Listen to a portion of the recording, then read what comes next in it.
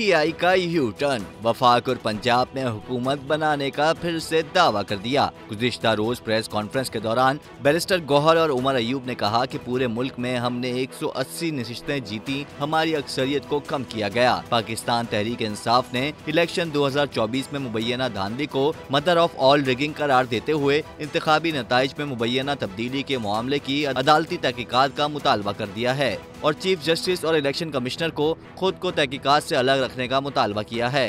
रहनुमा पीटीआई ने कहा कि हमारे नंबर्स पूरे हैं, मरकज और सूबों में हुकूमत बनाएंगे। उनका कहना था कि जो लोग पूछ रहे हैं कैसे हुकूमत बनेगी, वो अपने जहन पर जोर न दें। हमारा मकसद लीडरशिप और कारकुनों को जेलों से बाहर निकालना है। बानी पीटीआई और बुशरा बीबी को बाजियाब कराएंगे।